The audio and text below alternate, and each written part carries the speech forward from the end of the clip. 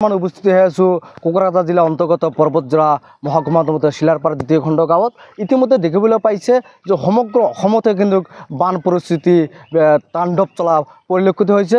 ইয়াৰ লগতে ক'ব লাগিব যে নামনি অসমতো ইতিমধ্যে বান তাণ্ডৱ চলা পৰিলক্ষিত হৈছে। মই মোৰ সতীৰ্থক দৃশ্য দেখাবলৈ যত্ন কৰিম যে কেনেকুৱা বিভিন্ন বহুকেইটা গাঁও ইতিমধ্যে পানীৰ তলত বুৰ যোৱা পৰিলক্ষিত হৈছে।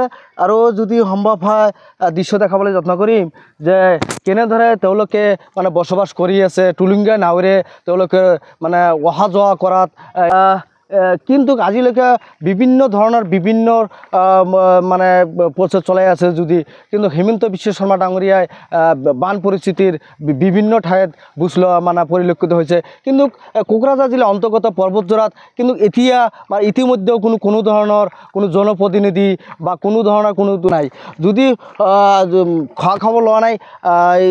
চাওক এইখনে হৈছে মানে বিটিআৰ পৰ্বতজোৰা শিলাৰপাৰ দ্বিতীয় খণ্ড গাঁও। ইয়াতে ক'ব লাগিব বিভিন্ন গাঁও আছে, শিলাৰপাৰা আছে, খুটাবাগৰা আছে, লালঘাট, মদাতি, দাৰচুগা আদি অঞ্চল বিভিন্ন অঞ্চল কিন্তু পানীৰ তলত বুৰ যোৱা পৰিলক্ষিত হৈছে।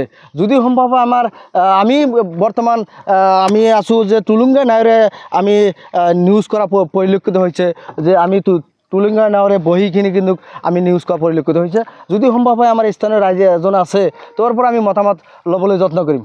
টুলুঙা নাৱেৰে আমি যাত্ৰা কৰিছোঁ যে আমি ৰাইজৰ মানে মতামত ল'বলৈ যত্ন কৰিম যে কি ক'ব এইখন অঞ্চল মানে পানীত বুৰ যোৱা পৰিলক্ষিত হৈছে। কোনো ধৰণৰ চৰকাৰী মানুহ বা কোনো জনপ্ৰতিনিধি আপোনালোকৰ কোনো খবৰ লৈছে নেকি? না খবৰটো নাই তো। কেনেকুৱা পৰিস্থিতি আপোনালোকৰ? পৰিস্থিতি খারাপ, বানপানি, ঘর বাড়ি ভেঙে চলে গেছে, কি খায় কি না খায়, গরু বাছুর এসে সমস্যা। সরকারলৈ কি আহ্বান জানাবো আপনি? সর্বাঞ্চল জানামু হেমন্ত সরকার আঙরে আনো যদি না দেহে কে দেখবো, ওরা আহ্বান জানাই ওজন খোঁজ খবর নেয়। আপোনালোকৰ কোনো ধৰণৰ সা সুবিধা মানে পোৱা নাই এতিয়ালৈকে? না পাওয়া নাই। হাঁহ কুকুৰা বা ছাগলী বা গৰু এইবিলাকৰ বহুত মানে খোৱা খাদ্যৰ অসুবিধাৰ সন্মুখীন। হ্যাঁ অসুবিধা হয়েছে, ওটা ছাগল ভেড়া কি খিলাই কি না, আমরা কি খাই, পানি আনতে পেরে খাওয়া হয় না, সেই সমস্যা। বহুত মানে সমস্যাৰ সন্মুখীন হ'ব লগা হৈছে। হ্যাঁ সমস্যা তোমার কি ছাগল ঘাস খেলাম, ঘাস তো নাই খাই, গরু খেলাম এটাও নাই, আর কি খেলাম।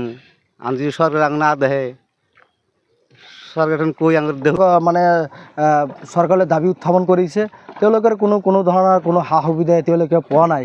তেওঁলোকে কিন্তু সা সুবিধাৰ পৰা বঞ্চিত হৈ আছে। তেওঁলোকে এটা অভিযোগ উত্থাপন কৰিছে যে চৰকাৰে যদি আমাক চকুত নেদেখে আৰু কোনে দেখিব।